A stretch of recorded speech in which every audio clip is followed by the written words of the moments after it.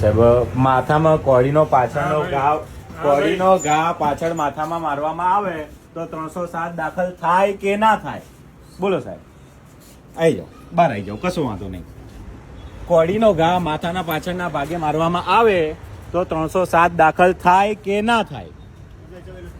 કેમ નથી દાખલ કરવી તમારે? હે સાહેબ, કોળીનો ઘા સાહેબ પાછળ માથાના પાછળના ભાગે મારવામાં આવ્યો છે, તેમ છતાં તમારે 307 દાખલ નથી કરવી, તો તમે કેમ આરોપીઓને છાવરી રહ્યા છો? કેમ સાહેબ, કોઈ કેમ વિડીયો બંધ કરવાનું?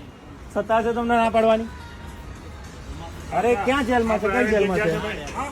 કેમ સાહેબ દરવાજો બંધ કરી દીધો? કેમ બંધ કર્યો? બોલો. આ રહ્યું સાહેબ ફતેપુરા પોલીસ ચોકી.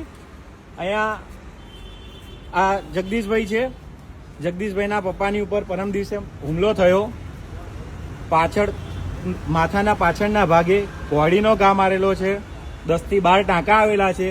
તેમ છતાં જે ચોકી ઇન્ચાર્જ છે એમને 307 દાખલ નથી કરવી. BNSની સેક્શન 109 પ્રમાણે એમને ગુનો દાખલ નથી કરવો અને 118(1) 115(2) એ મુજબનો ગુનો દાખલ કરી દીધેલો છે આ ફતેપુરા પોલીસ ચોકીના ઇન્ચાર્જ સાહેબે.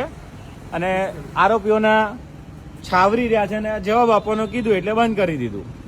દરવાજો બંધ કરીને અંદર જતા રહ્યા. કેમ અંદર જતા રહ્યા?